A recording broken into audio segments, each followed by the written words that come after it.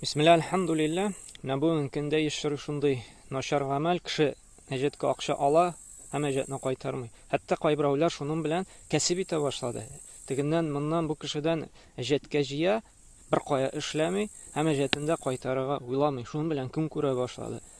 Әмма бу бик куркыныч гамәл. Бухари җинтында килә торган хадистә Пәйгамбер саллаллаһу куркытты. Мен ахаза амвалин наси юриду адааха аддаллаху анху ди. Кемдә Аллаһка тәвәккәлләп, ихластан Аллаһка тәвәккәлләп ала икән ди, әҗәтемне кайтарам ди, Аллаһ Тәала бу кешенең әҗәтен үзе кайтарачак ди. Ягъни ярдәм итәчәк ди. Кем? Ва мен ахаза юриду итлафаха атлафаху Аллаһу ди.